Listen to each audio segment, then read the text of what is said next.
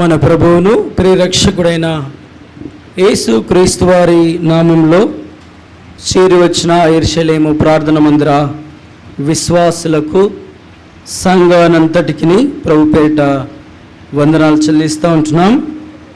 గతించిన దినములు మాసములలో దేవుడు కాపాడి భద్రపరిచి గత సంవత్సరములలో మన యొక్క కలిమిలో లేమిలో దేవుడు తోడయ్యుండి మరొక దినాన్ని మనకు దేవుడు సమకూరుస్తూ వచ్చినాడు.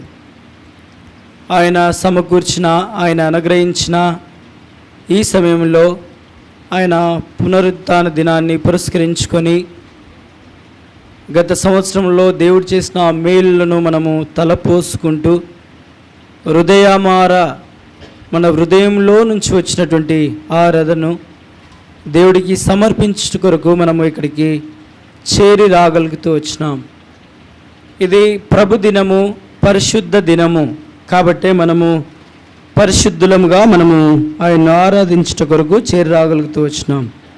అందుకోసమే మనము ఆయన్ని ఆరాధించాలి అనంటే, ఆయన్ను ఘనపరచాలి అనంటే, ఆయన్ను మహిమపరచాలి అనంటే దేవుడు అనుగ్రహించినటువంటి ఆ రక్షణను మనము పొందుకున్నటువంటి వారముగా ఉండాలి. నా మాటలు మీకు అర్థమవుతున్నాయని నేను అనుకుంటున్నాను. అర్థమవుతున్నాయా? నా మాటలు మీకు అర్థమవుతున్నాయా? కాబట్టి ఈ దినాన్ని మనము కొత్తగా ప్రారంభిస్తూ ఉంటున్నాం. మీరు అనుకున్నారా? నేను నైట్ పడుకుంటప్పుడు అనుకున్నారా మీరు ఎవరైనా రేపటి దినాన్ని నేను ఈ విధంగా కళ్ళు తెరుస్తాను అని ఎవరైనా అనుకున్నారా? అనుకొని పడుకున్నారా? చెప్పండి. రక్షింపబడిన ఎవరు అనుకోవడానికి వీలు లేదు. ఎందుకు? పరిశుద్ధమైన బైబిల్ గ్రంథంలో ఏమని రాయబడి ఉంది? ఎవని జనన దినములు వారికి ఏమై ఉన్నాయంట? లిఖితమై ఉన్నాయంట. జనన దినము, మరణ దినములన్నీ లిఖితమై ఉన్నాయి. కాబట్టి రక్షింపబడిన ప్రతి ఒక్కరికి ఎవరికైనాను రేపటి దినాన్ని మనము చూస్తామన్నటువంటి గ్రహింపు ఎవరికి ఉండదు. దేవుడు అనుగ్రహిస్తేనే తప్ప, దేవుడు పొందుపరుస్తేనే తప్ప, దేవుడు నీ కంఠంలో ఇంకా ఆయన దీపమనే ఆ వెలుగును, ఆ యొక్క ఆత్మను ఇంకా ఉంచితేనే తప్ప ఈ దినాన్ని మనము అనుభవించలేనటువంటి వారముగా ఉన్నాం. కాబట్టి ఈ దినము, ఈ సమయము ఎంతో ప్రశస్తమైనది. కాబట్టి అందును బట్టి దేవుని ఆరాధించుట కొరకు ఇక్కడే చేరగలుగుతూ వచ్చినాం. ఇప్పుడు మనము ఒక లేఖనాన్ని ఆధారం చేసుకొని మనము ముందుకెళ్ళినటువంటి వారు ఉంటాం. రండి, 23వ కీర్తన మొదటి వచనము, 4వ వచనము. 23వ కీర్తన మొదటి వచనము, 4వ వచనము. యెహోవా నా కాపరి. చాలు మరొకసారి చదువుకుందాం. మొదటి వచనము, 4వ వచనము. యెహోవా నా కాపరి. 4వ వచనము. గాఢంధకారపు లోయలో నేను సంచరించినను ఏ అపాయమునకు భయపడను. చాలు. మనం చదువుకున్నటువంటి లేఖన భావాలను దేవుడు మన కొరకు ఆశీర్వదించినట్లు ప్రార్థన చేసుకుంటాం. మోకరించగలిగిన వారందరూ మోకరించవలసిందిగా ప్రభుపేట మనవి చేస్తూ ఉన్నాం. మా ప్రేమైన పరలోకపు తండ్రి, నీ దయగల నామానికి వందనాలు ప్రభా. ఈ సమయంలో మాకు మీరు అనుగ్రహించినందుకు మీకు స్తుతులు చెల్లిస్తూ ఉంటున్నాం. చదువుకున్నటువంటి లేఖన భావాన్ని దీవించి ఆశీర్వదించుము. మా కొరకై విరిచి పంచిపెట్టుము ప్రభా. ఫలభరితంగా మార్చుము. మా హృదయంలో నీవు ఏమై కొలువై ఉన్నావో, ఏ విధంగా స్థాపితమై ఉన్నావో దాన్ని ఆధారం చేసుకుని, నీవు అనుగ్రహించినట్టు లేఖనాలను ఆధారం చేసుకుని ఎలుగెత్తి ఆరాధించే భాగ్యం మాకు అనుగ్రహించుము. నిలబడుతున్న దాసుని నేను సొంత తలంపులు, సొంత ఉద్దేశం కలిగినటువంటి వారును, నోటి మాధ్యమం కలిగినటువంటి వాడును దయతో నన్ను కనికరించి కృప చూపించి నా గొంతుకను ముట్టి సొంత తలంపులు, సొంత ఉద్దేశాలను మరుగు చేసి మీరే ప్రత్యక్షత గావించి మీరే మీ యొక్క సంఘముతో, ఈ ప్రజలతో మాట్లాడుతురమ్మని యేసు క్రీస్తు వారి నామమున ప్రార్థిస్తున్నాను మా తండ్రి. ఆమేన్.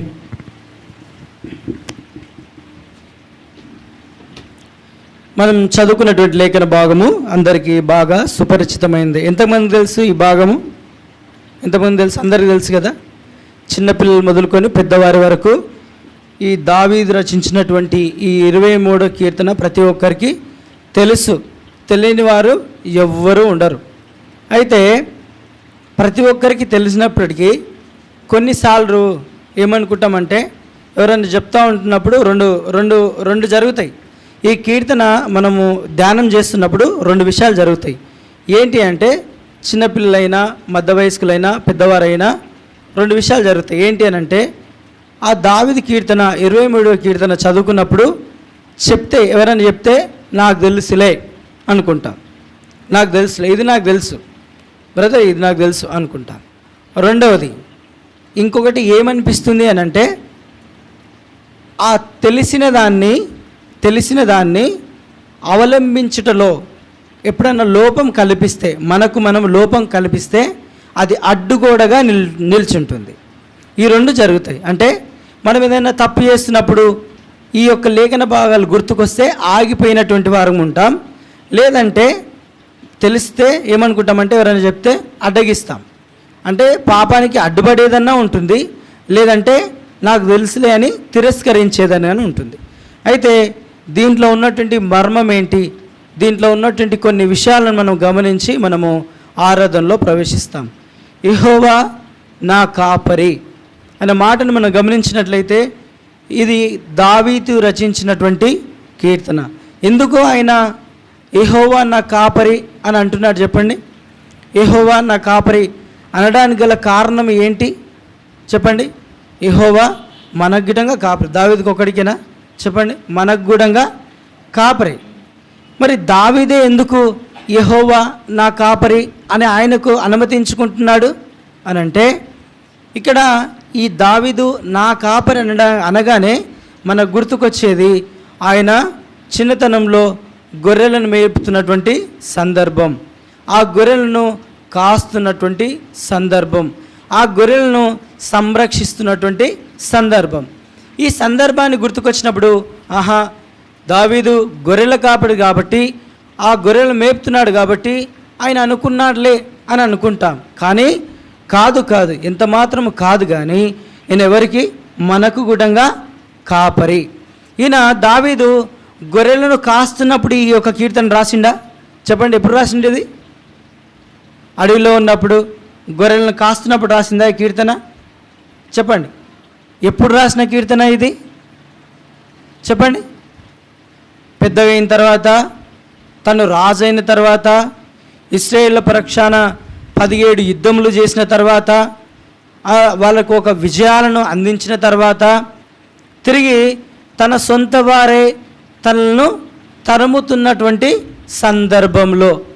కాబట్టి దావీదు యొక్క అనుభవంలో ఇది గొర్రెలు మేపుతున్నప్పుడు, గొర్రెలను కాస్తున్నప్పుడు, గొర్రెలను సంరక్షిస్తున్నప్పుడు జరిగినటువంటి రాసినటువంటి ఉదాంతము కాదు ఇది.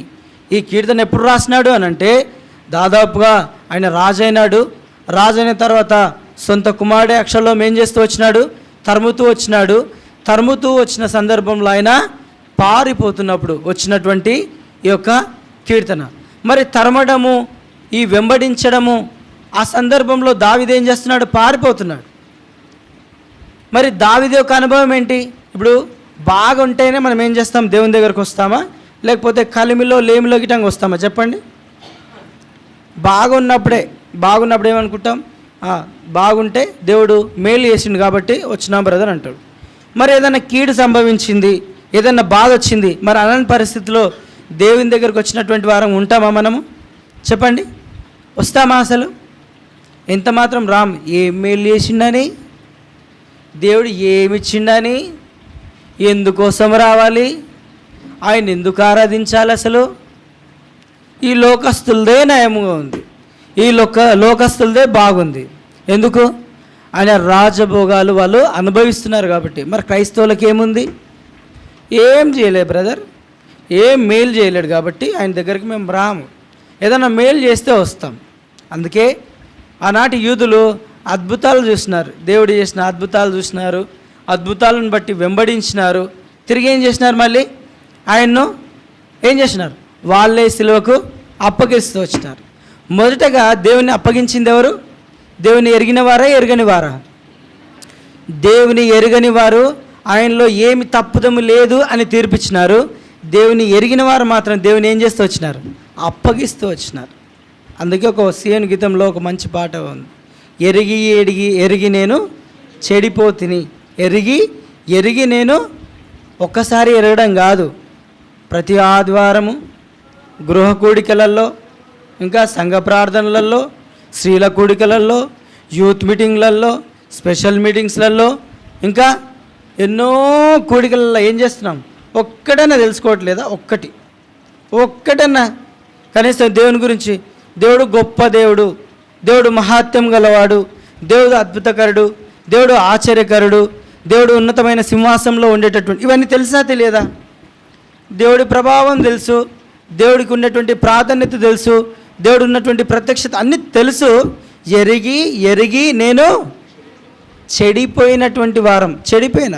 కాబట్టి యూదులు ఏం చేసినారు? ఎరిగినారు, అప్పగించినారు. ఎరిగిన వారు ఏం చేసినారు? ఈయనలో ఏమీ తప్పిదము లేదు అని చెప్తూ వచ్చినారు. కాబట్టి దావీదు యొక్క జీవితంలో సొంత కుమారుడే వెంబడిస్తూ వచ్చినాడు, తరుముతూ ఉన్నాడు. ఆయనకు అయస్కరమైన పరిస్థితి వచ్చింది. ఆ టైంలో రాసినటువంటి ఈ 23వ కీర్తన. కాబట్టి శ్రమల్లో గుటంగా ఏం చేయాలంట? దేవుణ్ణి ఏం చేయాలంట? ఆరాధించాలి. కాబట్టి మనము పేతురు రాసిన పత్రికలో మనం గమనిస్తాం, 3వ అధ్యాయంలో 4వ అధ్యాయం పేతురు రాసిన పత్రిక, మొదటి పేతురు 4వ అధ్యాయంలో 11వ వచనం. మొదటి పేతురు 4వ అధ్యాయము 11వ వచనం. క్రీస్తు మహిమ బయలుపరచబడినప్పుడు మీరు మహానందముతో సంతోషించు నిమిత్తము క్రీస్తు శ్రమల్లో మీరు పాలుభాగై ఉన్నంతగా ఏం చేయాలంట? సంతోషించాలంట. ఏం చేయాలంట? సంతోషించాలి. 16వ వచనం చదవండి. ఎవడైనను క్రైస్తవుడైనందుకు బాధ అనుభవించినట్లా అతడు సిగ్గుపడక ఆ పేరుని బట్టి దేవుణ్ణి ఏం చేయాలంట? శ్రమ పొందితే ఏం చేయాలంట చెప్పండి? ఇప్పుడు శ్రమ పొందితే దేవుణ్ణి మహిమపరచాలంట. శ్రమల్లో మనమైతే దేవుణ్ణి మహిమపరచం, దేవుణ్ణి దూషిస్తాం, వ్యతిరేకిస్తాం, దూరం పెడతాం. కానీ అపోస్తలుడైన పౌలు యొక్క అనుభవంలోకి వస్తే ఆయన ఏం చేస్తూ వచ్చినాడు? శ్రమలలో గుటంగా దేవుని ఏం చేస్తూ వచ్చినాడు? మహిమపరుస్తూ వచ్చినాడు. ఆ మాటకు వస్తే మోషే గిట ఏం చేస్తూ వచ్చినాడు? ఆయనకి ఇష్టమైన దాసుడు, ఆయన పరిచారకుడు అయినప్పటికీ దేవుడు ఎన్నుకొని ఏం చేస్తూ వచ్చినాడు? ఆయన తన ప్రజలను తప్పించుట కొరకు, బయటికి తీసుకురావడం కొరకు, ఇంకా నడిపించు కొరకు ఎన్నుకున్నాడు. కానీ శ్రమలు వచ్చినాయి, అయినప్పటికీ దేవుని ఏం చేస్తూ వచ్చినాడు? మోషే ఆరాధిస్తూ వచ్చినాడు, మహిమపరుస్తూ వచ్చినాడు, ఘనపరుస్తూ వచ్చినాడు. కాబట్టి దేవుడు తనకు నా కాపరి అనడానికి గల కారణం ఏంటి అంటే, దావీదు ఆయన గొర్రెలు మేపుతా ఉన్నాడు. నేను గొర్రెలకు కాపరిని, నాకు ప్రభువైన యేసుక్రీస్తు వారి కాపరి. కాబట్టి శ్రమలు వచ్చినాయి, శ్రమల్లో గుటంగా దేవుని ఆరాధించినటువంటి వాడుగా, మహిమపరిచినటువంటి వాడుగా, ఘనపరిచినటువంటి వాడుగా ఉన్నాడు. ప్రాముఖ్యంగా మన గిటంగా దేవుడు కాపరి అనుకోవాలంటే మనం ఎలాంటి స్వభావంలోకి రావాలంటే గొర్రెల లాంటి స్వభావంలోకి రావాలి. ఎందుకు అనంటే యోహాను సువార్త 10వ అధ్యాయం 11వ వచనంలో ఉంది, గొర్రెలకు ఆయన ఎవరంట? మంచి కాపరి. మంచి కాపరి ఏం చేస్తాడంట? గొర్రెల కోసము ప్రాణం పెడతాడు. కాబట్టి మనం మంచి గొర్రెము కాదు, మనం గొర్రెల లాంటి అనుభవంలోకి రావాలి. మనం మంచివారమా చెప్పండి? ఒకవేళ మనం మంచివారం అయితే దేవుడు ఏదేనిలో నుంచి ఎందుకు వెలగొడతాడు? ఎందుకు మనకు నరకానికి, ఆ యొక్క పాపానికి మనం దాసలమైపోతాం? మనం మంచివారం కాకనే కదా. కాబట్టి మనం మంచివారం కాదు, ఆయన మంచి కాపరి. మంచి కాపరిండి మన కోసం ఆయన ప్రాణం పెట్టినటువంటి వాడుగా ఉన్నాడు. కాబట్టి ఆయన మంచి కాపరి, మన గిటంగా కాపరి. గొర్రెల గురించి ఆలోచిస్తే ఒక 2-3 విషయాలు మనం ధ్యానిస్తాం. గొర్రెలు ఎవరినంటే వారిని వెంబడిస్తాయా చెప్పండి? వెంబడిస్తాయా? ఎవరిని వెంబడిస్తాయి? తన కాపరి ఎవరో తెలుసుకొని ఆయన్ను వెంబడిస్తాయి. ఇది మొదటి లక్షణం. రెండవదిగా, కాపరి లేకుండా గొర్రెలు మేత కోసం వెళ్తాయా? బయటికి వెళ్ళవు. కొన్ని సంవత్సరములైనా గొర్రె ఆ మందలోనే ఉంటుంది తప్ప ద్వారం తెరిచినప్పటికీ బయటికి వెళ్ళడానికి అది ఇష్టపడదు. అంటే సొంత పోషణను వెతుక్కునేది కాదు. ఇంకా మూడవదిగా గమనిస్తే, తన కాపరి యొక్క స్వరాన్ని అవి ఏం చేస్తాయంట? వింటాయి. విని ఏం చేస్తాయి? వెంబడిస్తాయి. ఇంకా నాలుగో విషయాన్ని మనం గమనిస్తే గొర్రె తన సొంత సంరక్షణ అది చూసుకోదు. గమనిస్తే అది అడవికి తీసుకెళ్ళినప్పుడు, మేత కోసం తీసుకెళ్ళినప్పుడు ఆ యొక్క గొర్రె ఏం చేస్తుంది అని అంటే, ఏదైనా సింహం కానీ తొడేళ్ళు కానీ ఏదైనా వెంబడించి దాన్ని వేటాడినప్పుడు అవి సంరక్షించుకుంటాయా? సంరక్షించుకో. కుక్కలు ఉన్నాయనుకోండి, ఒక 10 కుక్కలు కలిస్తే ఒక సింహాన్ని ఎదిరించగలుగుతాయి. మరి చిన్నప్పుడు చదువుకున్నారా? 4 ఎద్దులు కలిసి ఒక సింహాన్ని తరిమినాయని. ఐకమత్యంతో ఉంటే ఐకమత్యమే మహాబలం అనే పాఠం ఎవరైనా విన్నారా?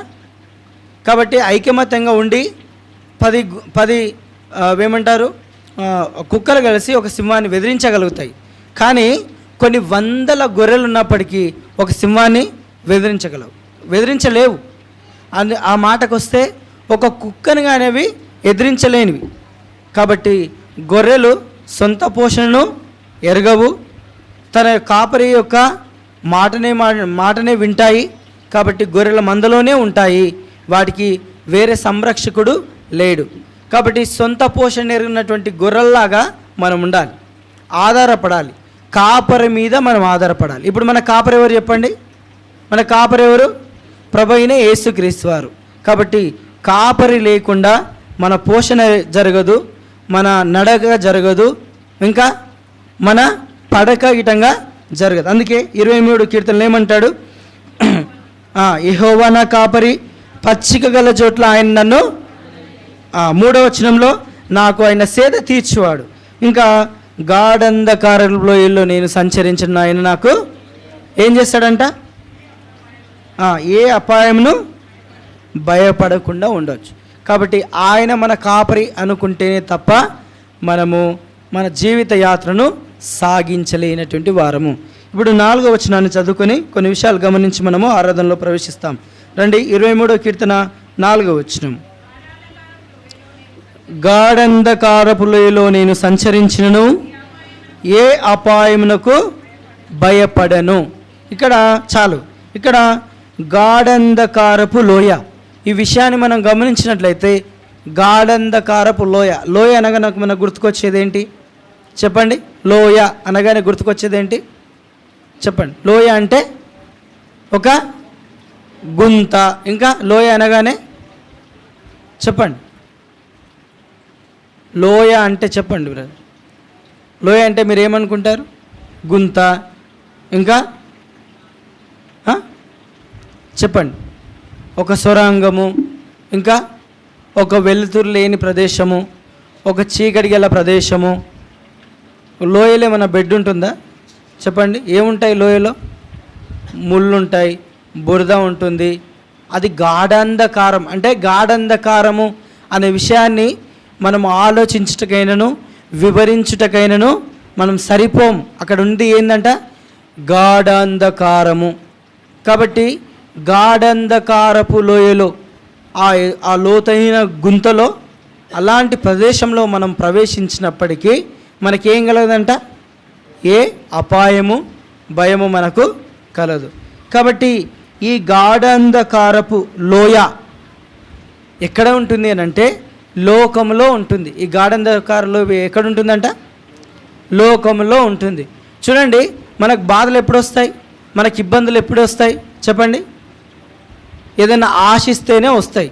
ఇప్పుడు సపోజ్ నేను పేదరికంలో ఉన్నటువంటి ఒక అబ్బాయికి, ఇంటర్మీడియట్ చదువుకున్న అబ్బాయికి వాళ్ళ పోషణ అంతంత మాత్రమే. వారు డైలీ ఏం చేయాలి? అక్కడికి చేను పొలంకి వెళ్ళాలి, లేదా కూలీ నాళ్ళు చేసుకునేటువంటి బ్రతుకులు అనుకోండి. అబ్బాయికి ఒక బైక్ కొనియాలంటే కొనిస్తారా? ఇప్పుడు ఆ అబ్బాయికి ఏమొచ్చింది? సమస్య వచ్చింది, ఇబ్బంది వచ్చింది. వాడు ఏం చేస్తాడు? వాడు అతలాకుతలం చెందుతాడు, హృదయంలో కలవరం నింపుకో ఏం చేస్తాడు? ఇంకా అది లేకపోతే నేను బ్రతకలేను అనుకుంటాడు. అనుకొని ఏం చేస్తాడు? సొంతంగా నిర్ణయం తీసుకుంటాడు. ఏంటి? అది ఇస్తేనే ఇంట్లోకి వస్తా, అది వస్తేనే నేను బ్రతుకుతా, లేకపోతే. అలాంటి డిసిషన్ తీసుకున్నటువంటి యవనస్తులు ఉన్నారు.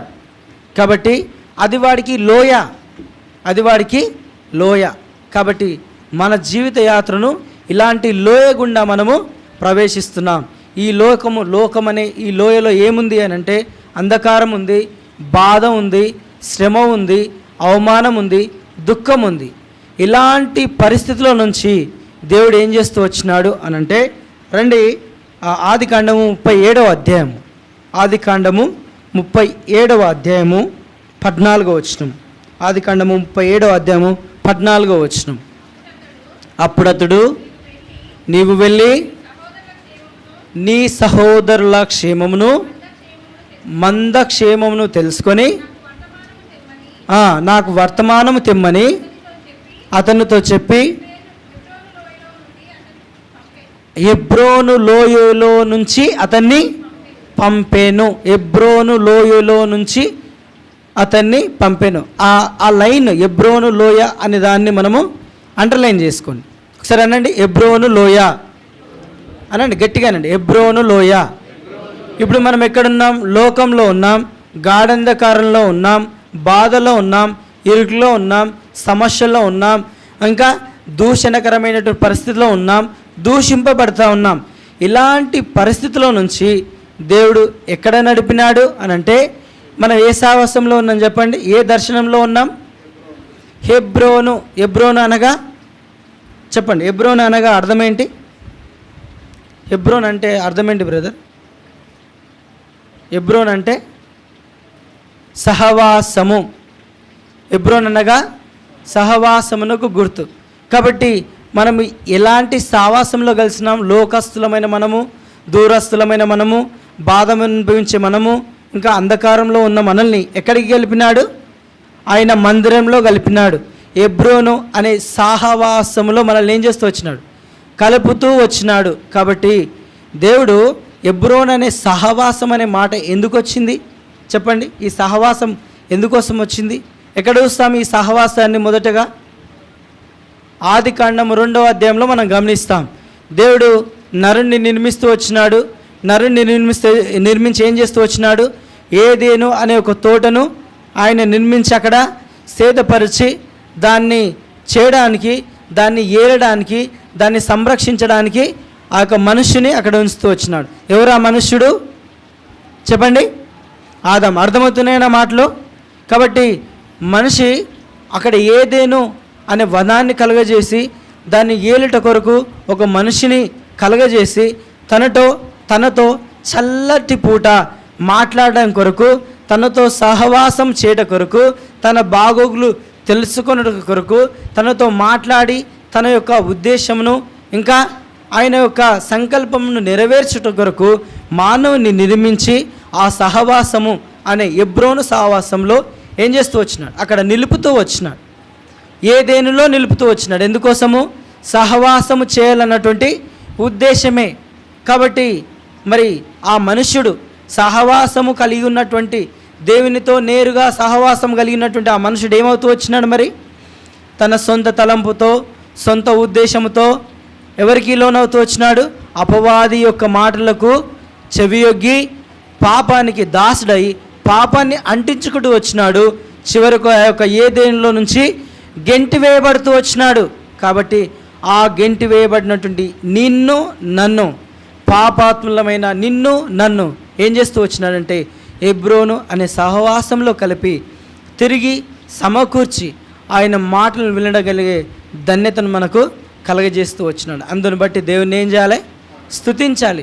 ప్రభువా, నా సొంత తలంపులతో, సొంత ఉద్దేశాలతో లోకంలో ఉన్నాను, లోకమనే అంధకారంలో ఉన్నాను, లోకమనే చీకట్లో ఉన్నాను, దూషింపబడుతూ దూషణ చేస్తూ నా ఇష్టానుసారమైన జీవితం జీవిస్తా ఉన్నాను. తిరిగి నీ యొక్క మందిరంలో ఈ యొక్క సహవాసంలో కలిపిన ఉద్దేశంను బట్టి ఏం చేయాలి? దేవుణ్ణి స్తుతించాలి. ఇది మొదటి విషయం. రండి, రెండవదిగా మనం గమనిస్తాం. సంఖ్యాకాండము 13వ అధ్యాయము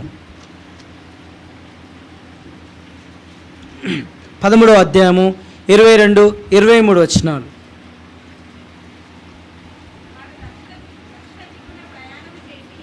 ప్రయాణము చేసి హెబ్రోనుకు వచ్చిరి. అనాకీలు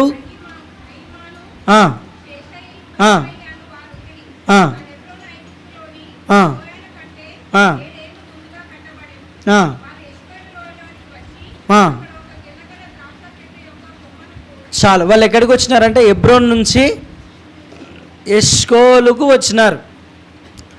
లోకంలో ఉన్నటువంటి మనల్ని ఆయన సహవాసం చేయాలని ఉద్దేశించి ఆయన మందిరంలో కలపడమే కాదు, కానీ దేవుడు ఎష్కోల్ అనే ప్రదేశంలో మనల్ని నిలుపుతూ వచ్చినాడు. ఎష్కోలు అనగా అర్థం ఏంటి చెప్పండి? ఎష్కోలు అంటే అర్థం ఏంటి చెప్పండి? ఎష్కోలు అంటే ఫుట్ నోట్లో ఉంటుంది, చదవండి ఒకసారి. ద్రాక్ష గెల. ద్రాక్ష గెల. ద్రాక్ష చెట్టు కాదు, ద్రాక్ష మొక్క కాదు. ద్రాక్ష మొక్క అయితే అది నాటబడుతుంది, ద్రాక్ష చెట్టు అయితే ఎదగబడుతుంది, ద్రాక్ష గెల అయితే ఫలింపులోనికి వస్తుంది. కాబట్టి దేవుడు ఏం చేస్తూ వచ్చినాడు? నిన్ను సహవాసంలో కలిపి అలాగే ఉంచడానికి ఇష్టపడలే. చిన్నతనం నుంచి ఆయన సండే స్కూలు, ఆయన మాటలు వింటూ ఎదిగి రక్షణ అనుభవంలోకి వచ్చి తర్వాత లోక సంబంధమైన నిందను తొలగించుట కొరకు వివాహ జీవితంలో సహాయపడి, తర్వాత యవన జీవితంలో కాపాడి, తర్వాత దాంపత్య జీవితంలో మేలు చేసి కొంతమందికి ఏం చేస్తూ వచ్చినాడు? లోక నిందను తొలగించుట కొరకు సంతానానికి అనుగ్రహిస్తూ వచ్చినాడు. అంత మాత్రమే కాదు, లోక సంబంధమైనటువంటి అంధకారంలో నుంచి తొలగించి ఆయన ఆశీర్వదించినాడు. ఆశీర్వాదం ఏంటి అని అంటే ఆయన ఇచ్చినటువంటి జ్ఞానమే. కాబట్టి ఏది మంచి ఏది చెడు, దేన్ని అనుసరిస్తే మనము ఆయన రాజ్యంలో చేరగలుగుతామన్నటువంటి నిశ్చయత మనము కలిగినటువంటి వారం ఉంటాం. కాబట్టి ఆయన ఇచ్చినటువంటి జ్ఞానంతో మనము ఫలిస్తున్నాం.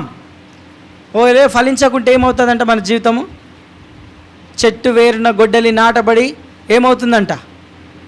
గొడ్డలి ఉంచబడి ఉన్నది. చెట్టు వేరున ఏముంది? గొడ్డలి ఉంచబడి ఉంది. ఫలించకుంటే ఏం చేయబడుతుంది? నరికివేయబడుతుంది. కాబట్టి ఇక్కడ మొక్కగా లేదు, ఇక్కడ చెట్టు అని లేదు, ఇక్కడ ఏముంది? ద్రాక్ష గిల అనే అర్థం ఏంటి? ఫలింపు. కాబట్టి అంధకారంలో ఉన్న మనల్ని ఆయన సహవాసంలో కలిపినాడు, మనతో ముచ్చటిస్తూ ఉంటున్నాడు, ఆయన లేఖనాలు ధ్యానిస్తూ ఉంటున్నాం. మన అంధకారం తొలగించిన కారణం చేత మనం ఆయన స్తుతించాలి. అంత మాత్రమే కాదు, మనల్ని ఏం చేస్తూ వచ్చినాడు? ఆయన ఫలభరితంగా మారుస్తూ వచ్చిన కారణాన్ని బట్టి గిట్టంగా ఆయన్ను స్తుతించాలి. ఎవరి జీవితంలో ఫలింపు ఇంకా లేదు చెప్పండి? నా జీవితంలో ఫలింపు ఉంది. ఆ ఫలింపు కారణాన్ని బట్టి నేను నిల్చోగలిగినాను, నేను మాట్లాడుతూ ఉన్నాను, ఆయన సేవిస్తూ ఉన్నాను, ఆయన పూజిస్తూ ఉన్నాను. అది అలాంటి గ్రహింపు మనం కలిగి ఉన్నటువంటి ఆర్వంగా ఉండాలి. కాబట్టి ఆయన ఫలింపు అనే ప్రదేశానికి తీసుకొని వచ్చినాడు. ఎష్కోలు అనగా అర్థం ఏంటి చెప్పండి? ద్రాక్ష గెల అంటే ఫలింపునకు గుర్తు. కాబట్టి మనము ఆయన ఫలించేటటువంటి వారంగా మనల్ని చేసిన ఉద్దేశంను బట్టి ఆయన ఏం చేయాలంట? కొంతమందికి చిన్న ఉద్యోగం ఇస్తే నమ్మకంగా ఉంటే ఏం చేస్తాడు దేవుడు? ఇంకా మెరుగైనటువంటి పొజిషన్కి తీసుకెళ్తాడు. అక్కడ మంచి నమ్మకంగా ఉంటే, మంచి టెక్నిక్స్ నేర్చుకుంటే ఏం చేస్తాడు చెప్పండి? ఇలా ఎంతమందికి జరగలేవు? మనం చిన్నతనంలో ఫస్ట్ క్లాస్ చదివినామా? ఇంకా ఫస్ట్ క్లాస్లోనే ఉన్నామా? ఫస్ట్ క్లాస్లో చదివిన వ్యక్తి ఇంకా ఫస్ట్ క్లాస్లోనే ఉంటే ఫలింపులోనికి వచ్చినట్టు కాదు. సెకండ్ క్లాస్కి వెళ్ళాలి అంటే వాడి జ్ఞానము, వాడి యొక్క ఏమవుతుంది, వాడి చదువు ఇంకా అభివృద్ధిలోకి వస్తుంది, ఫలింపులోనికి వస్తుంది. నెక్స్ట్ గ్రేడ్కి వెళ్తాడు. ఆ విధంగా 10th గ్రేడ్ పాస్ అవుతాం, 12th పాస్ అవుతాం, ఇంటర్మీడియట్, డిగ్రీ, ఈ విధంగా కొనసాగించి చివరికి ఏం చేస్తాడు? ఎదిగిన తర్వాత ప్రయోజకులను చేస్తాడు. ఇది ఎవరి జీవితంలో లేదు చెప్పండి? మీకు కానీ పిల్లలు ఉంటే ఇంకా అదే అనుభవంలో ఉన్నారా? ఇంకా పాలుదారే అనుభవంలోనే ఉన్నారా? ఎక్కడ ఫలింపు లేదా? కుటుంబ జీవితంలో గిట్టంగా ఏమీ లేదా అనే వాళ్ళ చేతులు ఎత్తండి ఒకసారి. నేను చెప్తాను వారికి ఎలాంటి అనుభవం ఉంది, ఎలా ఫలింపజేస్తున్నాడు అనే విషయాన్ని నేను చెప్తాను. కాబట్టి మనం జీవిస్తున్నాం, చూస్తున్నామంటే అది ఫలభరితమే. కాబట్టి ఆయన ఫలించేటటువంటి వారికి మనల్ని చేస్తున్న కారణాన్ని బట్టి మనం ఏం చేయాలంట? దేవుని స్తుతించాలి. రండి ఇంకొక విషయాన్ని మనం గమనిస్తాం. రండి 2వ దినవృత్తాంతములు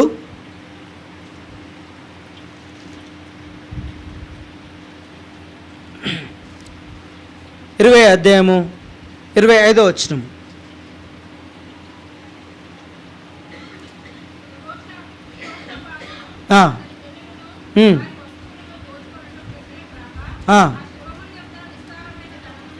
ధనమును ప్రశస్తమైన నగలును కనబడెను. తనకు ఇష్టమైనంత వరకు తీసుకొని తను కొనుపోబడిన కంటే ఊర్చుకొనిరి. అతి విస్తారమైనందున దాన్ని కూర్చుటకు ఎన్ని దినములైనాయంట? 3 దినములైనాయంట. కాబట్టి ఇక్కడ యెహోషాపాతు గురించి మనం గమనించినట్లయితే, చదివినట్లయితే మనము అక్కడ యుద్ధం వచ్చినప్పుడు ఆయన ఏం చేస్తూ వచ్చినాడు? తన శక్తి సామర్థ్యాలు చాలవని దేవుని వైపు చూస్తూ వచ్చినాడు. దేవుడు ప్రత్యక్షమై ఆయనకు తనతో మాట్లాడుతూ వచ్చినాడు. ఆయనతో మాట్లాడిన కారణం చేత ఏమని సెలవిస్తూ వచ్చినాడు? యుద్ధము యెహోవాదే అన్న నిశ్చయత కలిగి ఉన్నాడు. కలిగి ఉండి ఏం చేస్తూ వచ్చినాడు? యుద్ధానికి వెళ్తే ఎలా ఉండాలి చెప్పండి? యుద్ధానికి వెళ్తే డాళ్ళు పట్టుకోవాలి, కత్తి పట్టుకోవాలి, ఇలాంటి అనుభవంలోకి రావాలి. కానీ ఈయన ఎలాంటి స్వభావంలోకి ఎలా వెళ్తూ వచ్చినాడు అని అంటే, యుద్ధానికి వెళ్ళినప్పుడు బలాగ్యులను సమర్థవంతులను ముందు పెట్టాలి యుద్ధంలో. కానీ ఈయన ఎవరిని పెట్టినాడు చెప్పండి? గాయకులను పెట్టినాడు, మంచి పాటలు పాడే వాళ్ళని పెట్టినాడు, ఇంకా మంచి వాయిద్యములు వాయించేటటువంటి వారిని పెట్టినాడు.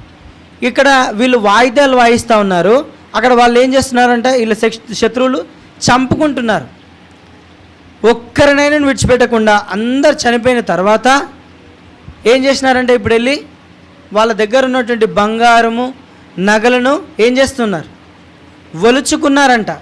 ఒలుచుకోవడానికి వాటిని సమకూర్చడానికి 1 గంటనో 1 దినమో 2 రోజులో 3 రోజులు ఎన్ని దినాలు పట్టినాయి? 3 దినాలు అంటే పగలు రాత్రి కలిపితేనే 1 రోజు 1 దినం. కాబట్టి 3 రోజులు 1 గంటనో 1 రోజు అని రాయబడలేదు, 3 దినాలు పట్టినాయని రాయబడింది. కాబట్టి వాళ్ళు ఎలాంటి స్వభావంలోకి వచ్చినారంటే చదవండి మరొకసారి. 22, 25, 26, 22, 26 వచనం, 25, 26 వచనం.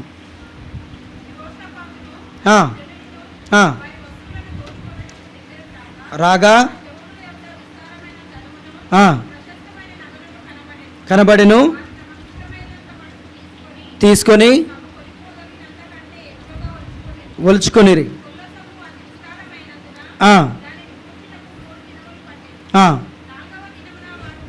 4వ దినంన వారు బెరాక లోయలో ఏం చేసినారంట? అన్నీ ఒలుసుకొని ఎక్కడ కూరినారంట? ఈ బెరాక లోయలో. ఫుట్నోట్లో చూడండి, బెరాక అనగా అర్థం ఏంటి? ఆశీర్వాదము. బెరాక అనగా చెప్పండి, బెరాక అనగా ఆశీర్వాదము. మొదటిగా హెబ్రోన్ అనగా ఏంటి? లోకస్తులమైన మనము, దూరస్తులమైన మనము, పడిపోయిన మనము, చెడిపోయిన మనల్ని, లోక సంబంధులమైనటువంటి మనల్ని ఏం చేస్తూ వచ్చినాడు దేవుడు? ఆయన మందిరంలో కలుపుతూ వచ్చినాడు, ఆయన సహవాసంలో కలిపినాడు. అదే హెబ్రోను సహవాసము. ఆయన హెబ్రోను సహవాసంలో కలిపి ఆయన మందిరంలో కలిపి అలాగే ఉంచినాడా? ఏం చేస్తూ వచ్చినాడు? ఫలించేటటువంటి వారుగా చేస్తూ వచ్చినాడు. అదే ఎష్కోలు లోయ. కాబట్టి అలాంటి వారిని ఎక్కడ సమకూరుస్తూ వచ్చినాడంటే బెరాక లోయ. బెరాక అనగా ఏంటి? ఆశీర్వాదము. కాబట్టి మనల్ని దేవుడు ఆశీర్వదించినటువంటి వాడుగా ఉన్నాడు. కాబట్టి మొదటిగా ఎందుని బట్టి మనము ఆయన్ని ఆరాధించాలి చెప్పండి? మనల్ని ఆయన సహవాసములో కలిపిన ఉద్దేశమును బట్టి, హెబ్రోను అనే సహవాసంలో కలిపిన ఉద్దేశమును బట్టి ఆయన్ను ఏం చేయాలి? ఆరాధించాలి. తర్వాత అంత మాత్రమే కాదు, మనల్ని ఏం చేస్తూ వచ్చినాడు? ఫలింపులోనికి తీసుకొని వచ్చినాడు. ఎష్కోలు అనే ఫలింపులోనికి తీసుకొని వచ్చిన కారణం బట్టి గిట్టంగా ఆయన ఏం చేయాలి? ఆరాధించాలి, స్తుతించాలి, మహిమపరచాలి. అంత మాత్రమే కాదు కానీ మూడవదిగా బెరాక అనే ఆశీర్వాదాలకు మనల్ని ఏం చేస్తూ వచ్చినాడు? యోగ్యులుగా చేస్తూ వచ్చినాడు. అందుని బట్టి మనం ఏం చేయాలి? కాబట్టి దావీదు జీవితంలో ఆయన నా కాపరి అనుకున్నాడు. మన జీవితంలో దేవుడు ఇటంగా కాపరిగా ఉన్నాడు. కాబట్టి మనం బ్రతుకుతూ ఉంటున్నాం, ఆయన సేవిస్తూ ఉంటున్నాం, ఆయన మహత్కార్యములు తెలుసుకున్నటువంటి వారం ఉంటాం. కాబట్టి గత దినంలో దేవుడు చేసినటువంటి మేలును ఆధారం చేసుకొని మన ముందు ఉంచబడినట్టు లేఖనాలను ఆధారం చేసుకుని ఉన్నాము దేవుణ్ణి ఆరాధిస్తాం. దేవుడి లేఖనాలను దీవించి ఆశీర్వదించును గాక. పాట పాడతారా? ఉంటుందా? రండి.